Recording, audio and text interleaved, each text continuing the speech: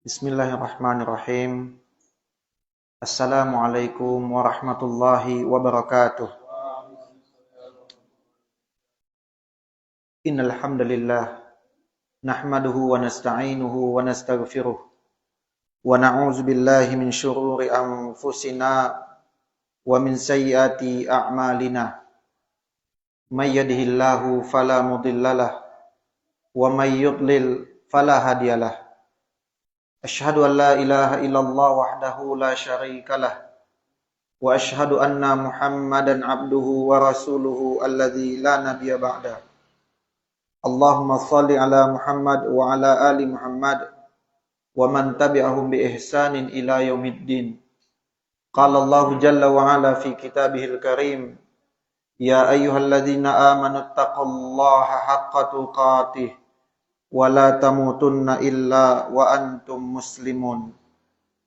Ya ayyuhan nasu taqu rabbakumul ladzi khalaqakum min nafsin wahidah wa khalaqa minha zawjaha wa batha minhuma rijalan katsiran wa nisaa'a wattaqullaha allazi tasaaluna bihi wal arham innallaha kana 'alaikum raqiba.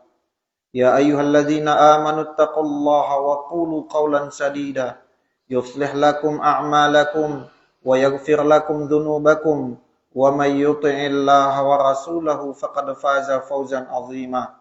Amma ba'du fa inna asdaqal hadisi kitabullah wa khairal hadi hadi Muhammad sallallahu alaihi wasallam wa syarral umuri muhdatsatuha fa inna kulla muhdatsatin bid'ah wa kulla bid'atin dhalalah wa kulla dhalalatin finnar. Ma'asyiral muslimin, jamaah salat subuh rahimakumullah. Kembali lisan kita tak henti-hentinya memanjatkan puji syukur kehadirat Allah Subhanahu wa taala, di mana Allah masih berkenan memberikan kepada kita kesehatan dan kesempatan untuk memasuki 10 hari terakhir di bulan suci Ramadan ini, yang dimana oleh Nabi SAW beliau lebih memfokuskan diri untuk beragama atau untuk beramal di 10 hari terakhir ini, karena di 10 hari terakhir ini ada satu malam, di mana malam itu lebih baik daripada 1000 bulan. Semoga Allah Jalla wa'ala mempertemukan kita di malam tersebut dan kita dalam keadaan beramal soleh tentunya. Amin. Allahumma amin. Salawat serta salam Allahumma shalli ala Muhammad wa ala ali Muhammad. Salawat yang tentunya diiringi dengan salam kerinduan, semoga tetap tercurahkan kepada qudwah kita, suri tauladan kita Rasulullah Muhammad sallallahu alaihi wasallam.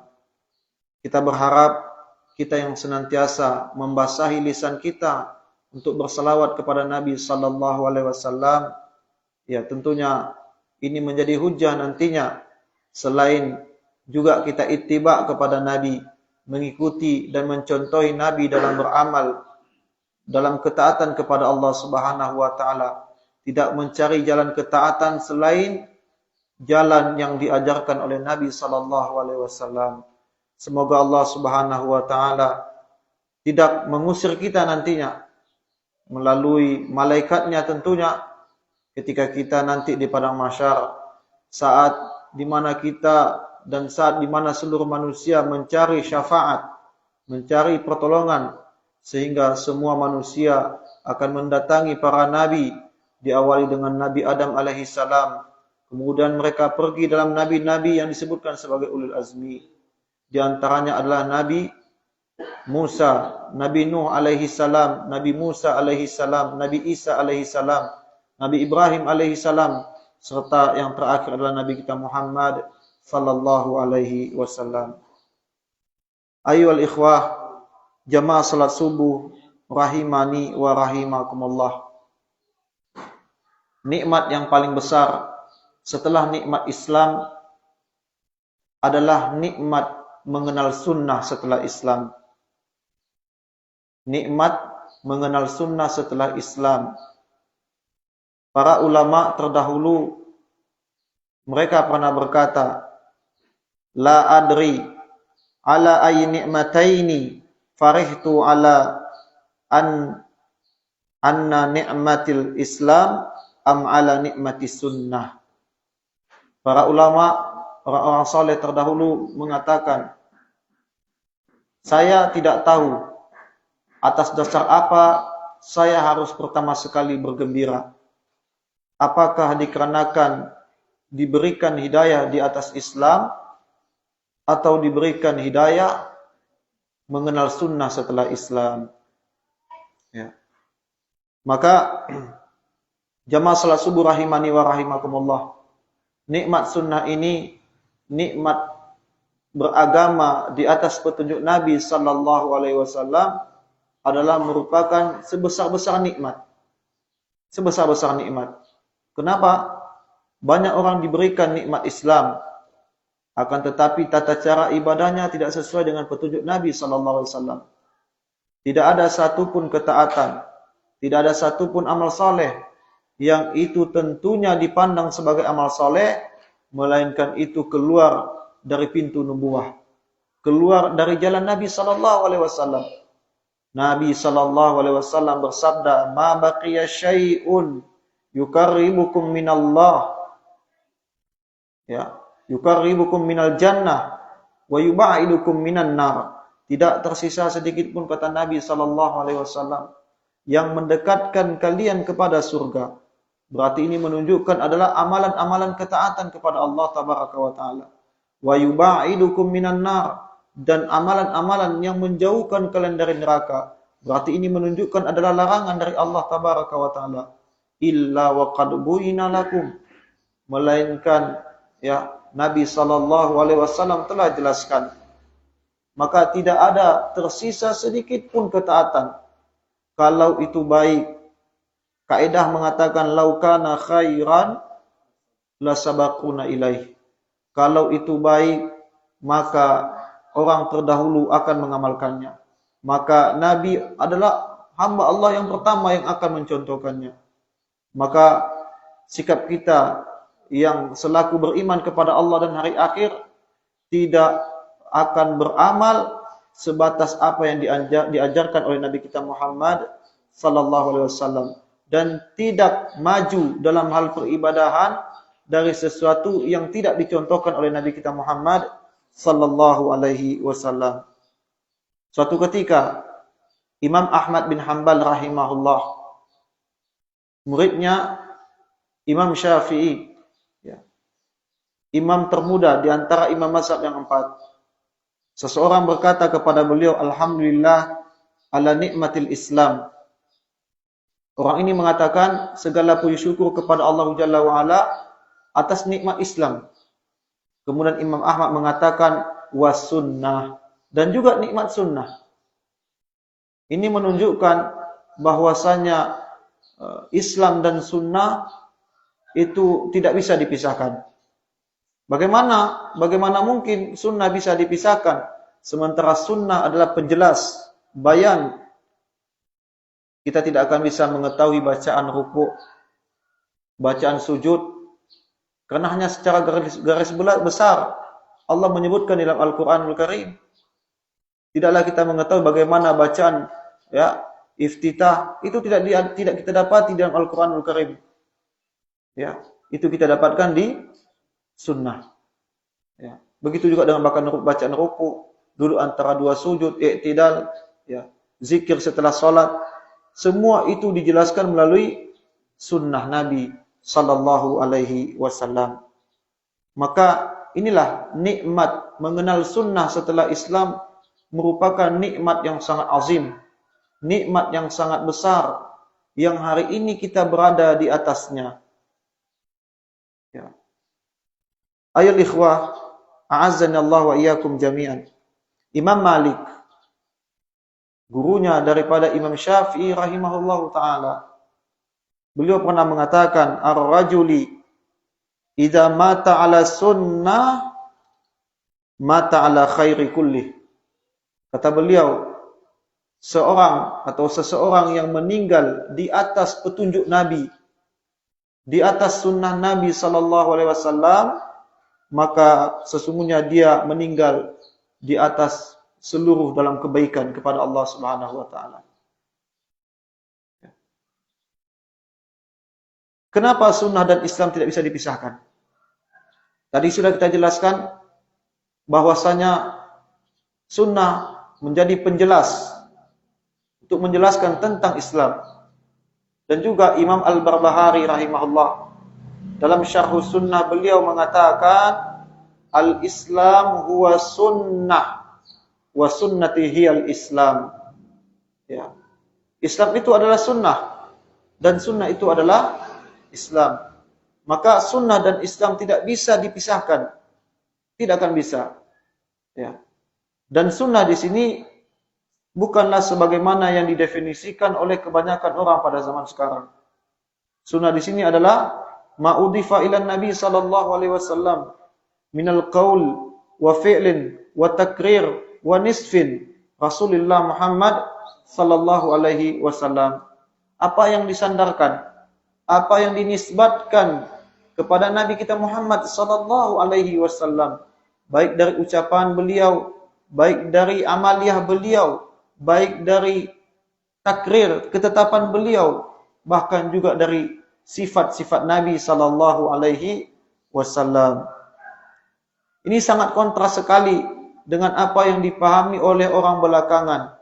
Sunnah itu adalah dikerjakan berpahala, ditinggalkan tidak berdosa, tidak berpahala. Maka oleh karena itu, ketika seseorang hanya memahami dengan definisi yang kedua sebagaimana yang kita sebutkan, orang akan lantas memilah-milah amal.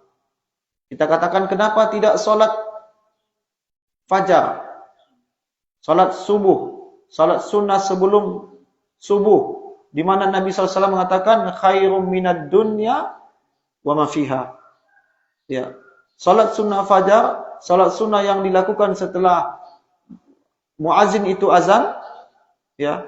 Di mana Nabi mengatakan solat 2 rakaat sebelum solat subuh itu lebih baik daripada dunia dan seisinya. Namun dikarenakan mindset kita tentang makna sunnah adalah ditinggalkan, tidak berdosa, dikerjakan tidak berpahala, maka dengan mudahnya kita meninggalkan fawaid solat sunnah fajar.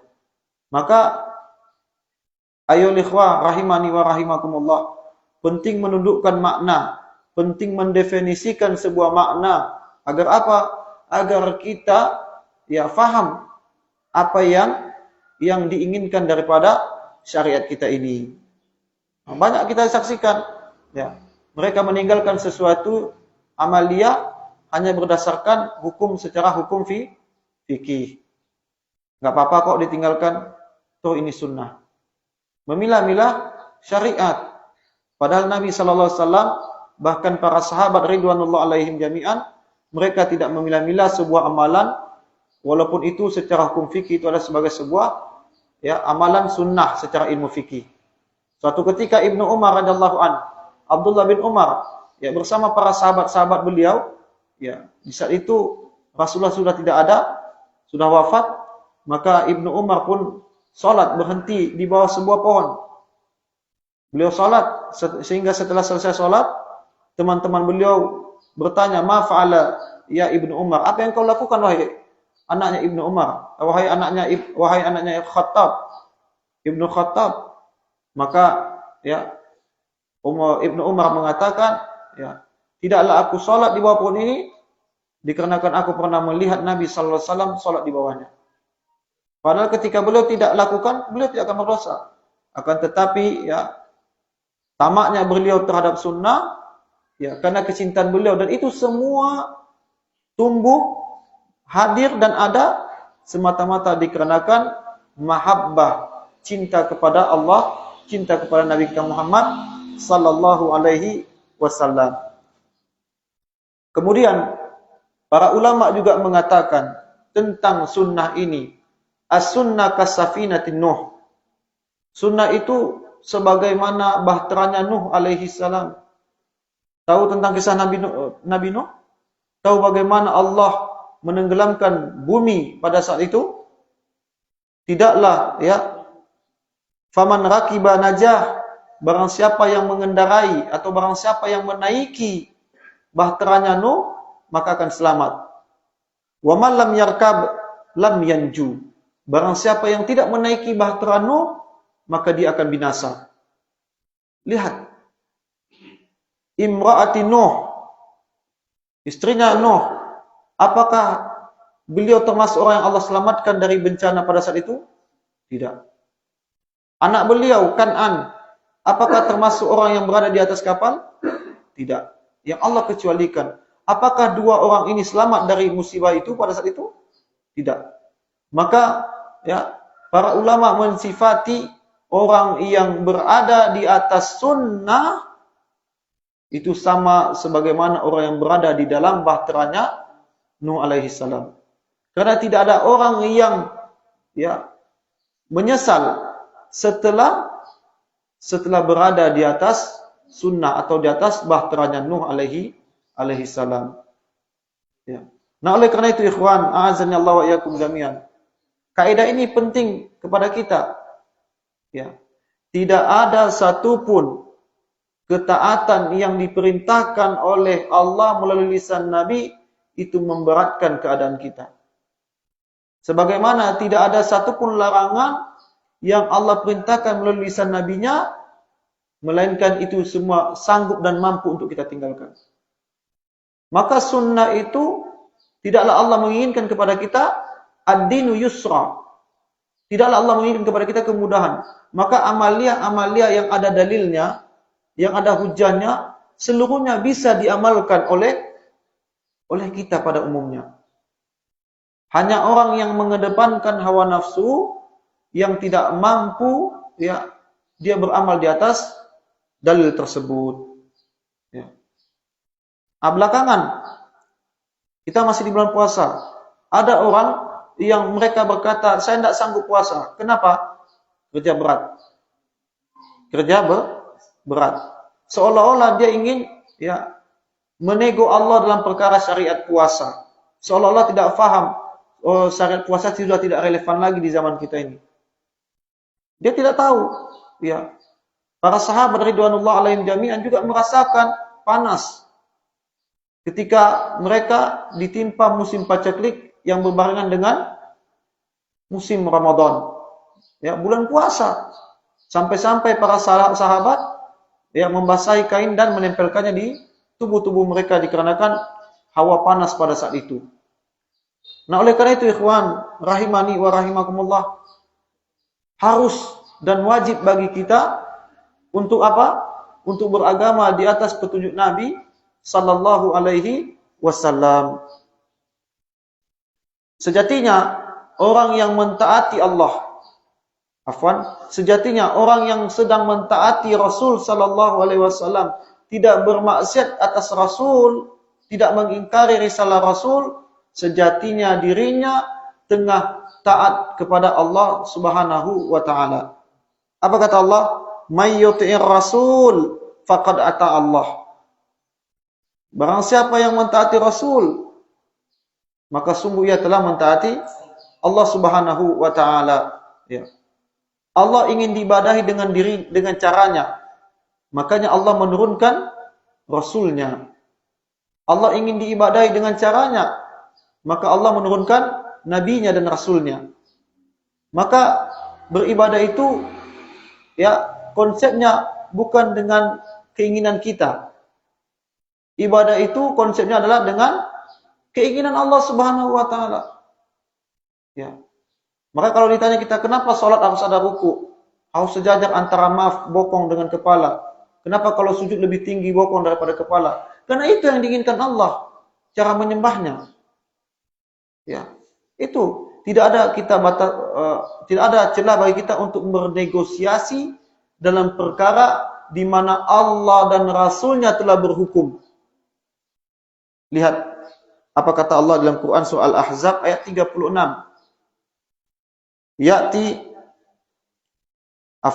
Wa makana limu'minin wala mu'minah. Tidaklah bagi mukmin laki-laki dan mukmin perempuan, mukminah, iza qadallahu wa rasuluh, apabila Allah dan Rasulnya telah memutuskan Ya. Amran, suatu perkara agama, ayyakuna lahumul khairah, kemudian mereka mencari opsi yang lain. Mereka memilih pilihan yang lain.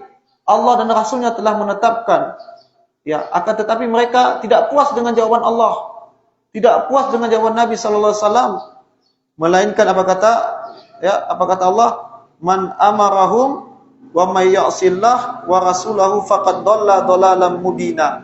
Ya. Maka tidaklah mereka ini berada dalam kesesatan yang nyata. Ya. Tidak ada, ya.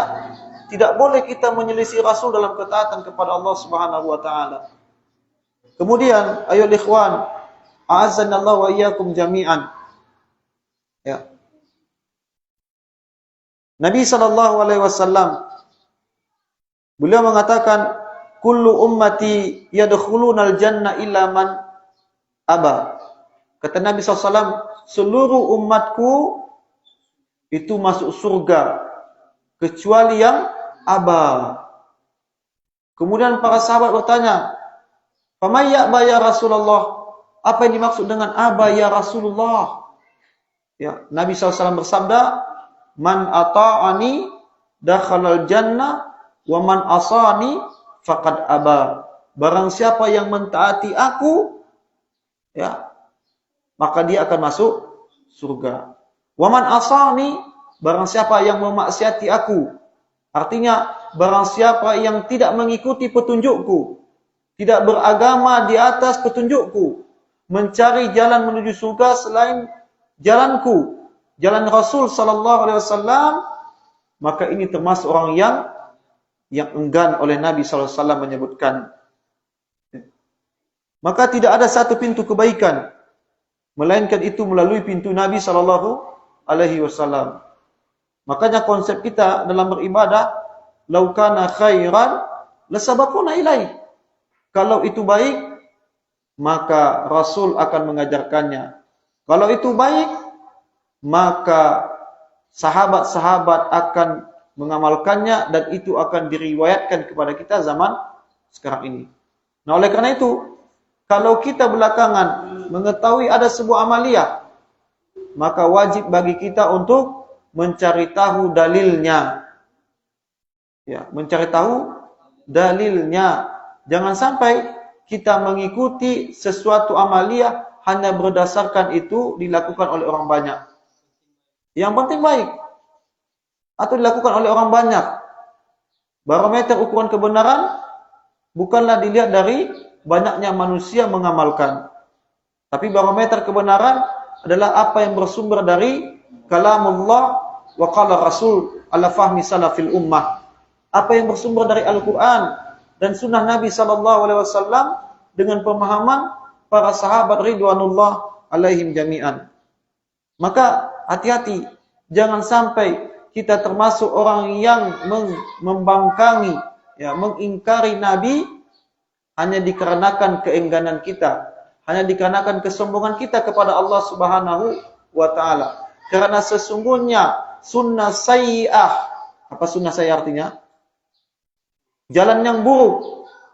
Yang pertama sekali yang memproklamirkan, yang pertama sekali yang membuat jalan dalam perkara keengganan, aba, adalah iblis laknatullah alaihi. Apa kata Allah? Wa iz qulna lil malaikati isjudu li adama fasajadu illa iblis aba wastakbar wa kana minal kafirin. Ketika diperintahkan para malaikat, seluruh malaikat untuk sujud kepada Adam alaihi salam, apa yang terjadi?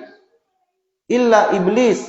Wa iz qulna lil malaikati isjudu li adama fasajadu illa iblis, kecuali iblis yang enggak mau mentaati perintah Allah untuk sujud kepada Adam alaihi salam. Aba wastakbar, tidaklah ada sebab yang melatar belakangi iblis tidak mau sujud mentaati perintah Allah, melainkan itu karena aba, karena enggan, karena menomorsatukan hawa nafsu. Itulah yang terjadi kepada orang belakangan yang telah tegak kepadanya dalil dari Al-Quran telah sampai kepada bayan penjelas dari Nabi sallallahu alaihi wasallam, kemudian dirinya tidak menjadikan kedua itu di atas petunjuk dalam beragama kepada Allah Subhanahu wa taala. Maka ayyuhal ikhwan, a'azzanallahu wa iyyakum jami'an. Allah dengan tegas memberikan pilihan kepada orang yang menyelisih petunjuk Nabi sallallahu alaihi wasallam dengan dua opsi. Ingat, ya disimak ini. Allah tabaraka wa taala memberikan dua opsi pilihan bagi orang yang menyelisihi rasulnya. Quran, ya, surah An-Nur ayat 63. Apa kata Allah? Falyahzaril ladzina yukhalifuna an amrihi an tusibahum fitnatun aw azabun alim. Kata Allah tabaraka wa taala, hendaknya kalian hati-hati. Hendaknya kalian waspada dari apa? Dari menyelisihi perintah nabinya. Kenapa? Kalau tidak kalian akan ditimpakan fitnah atau azab yang pedih. Imam Ahmad ketika beliau ya menanyakan kepada murid-muridnya, ya, tahukah kalian apa yang dimaksud dengan fitnah di dalam ayat ini, An-Nur 63? Maka murid-murid Imam Ahmad tidak tahu. Hiya syirku awil kufr. Yang dimaksud dengan kufur di dalam ayat ini, fitnah dalam ini adalah kekafiran dan kesyirikan. Lihat, orang yang menyelisih perintah Nabi, yang tidak beragama di atas petunjuk Nabi, maka sejatinya dia telah memaksiati Nabi sallallahu alaihi wasallam dan dia diganjar dengan dua opsi pilihan dan duanya tidak enak. Pertama, dimasukkan dalam kelompok orang-orang kafir dan orang-orang yang melakukan kesyirikan. Yang kedua, dia akan mendapatkan azab yang pedih. Tidak ada opsi yang ketiga atau yang keempat. Ya. Maka ayyuhal ikhwan, a'azzanallahu wa iyyakum jami'an, ya.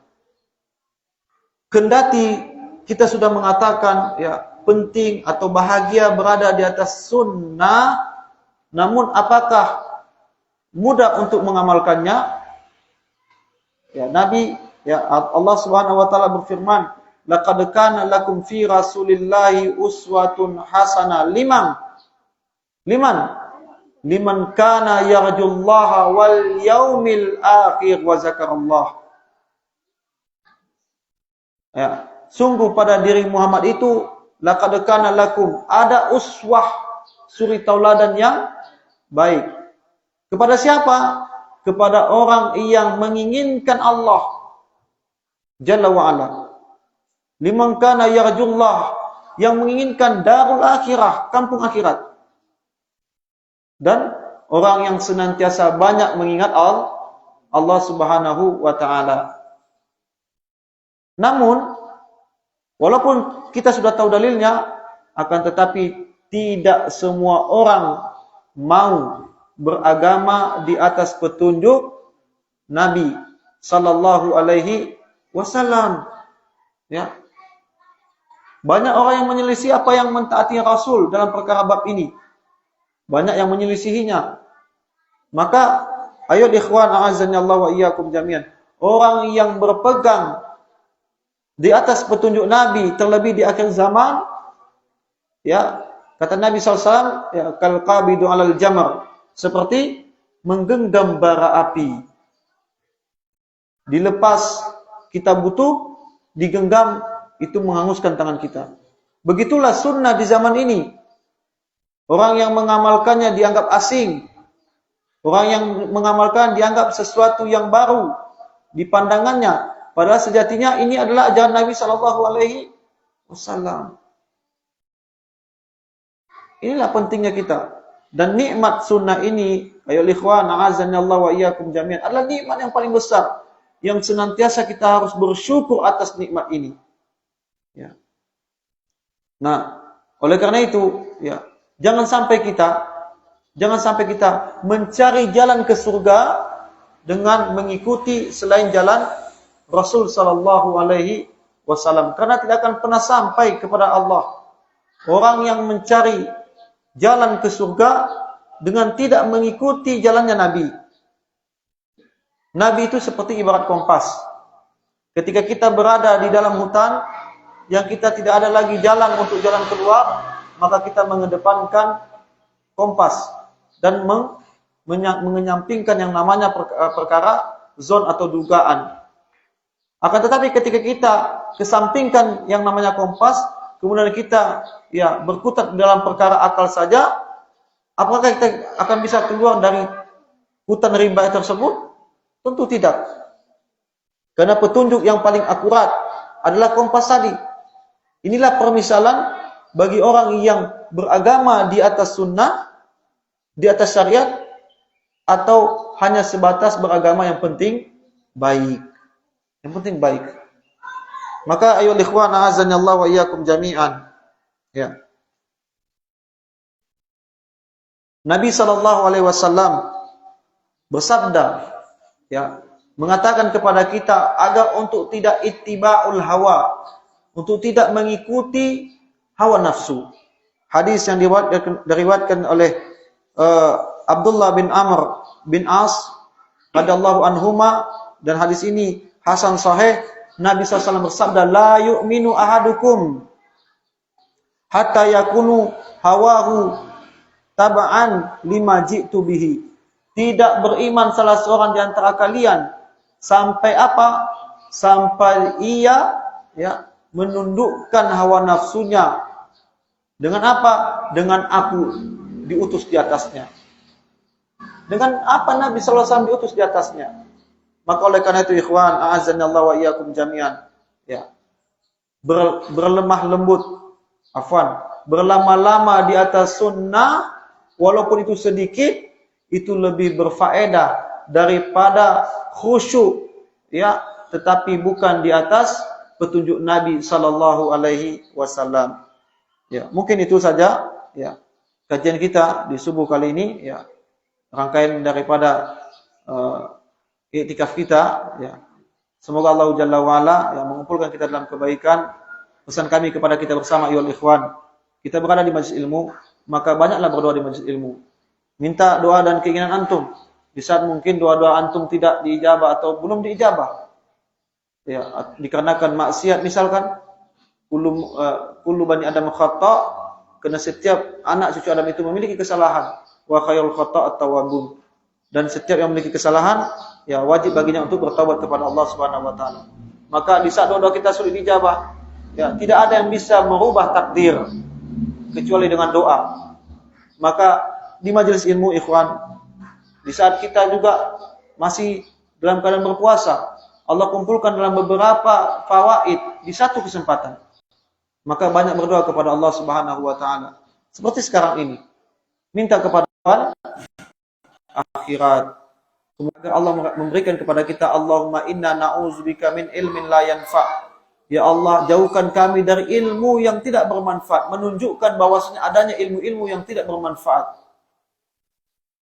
Allahumma inna na'udzubika min ilmin la yanfa' wa min qalbin la yakhsha wa min da'watin la yusma'. Orang-orang yang melewati Ramadan ini adalah orang-orang yang bukan termasuk dari orang-orang tercela. Nabi SAW bersabda, rarima anfun rajulin, celaka seseorang, iza dakhala alaihi Ramadan suman salaka fala yufarlah. Celaka seseorang, dan Nabi mengaminkan bertemu bulan Ramadan, kemudian berlalu daripadanya Ramadan, sementara dirinya tidak mendapatkan ampunan dari Allah Subhanahu wa taala. Harusnya hadis ini bukan kita untukkan kepada mereka. Assalamualaikum warahmatullahi wabarakatuh.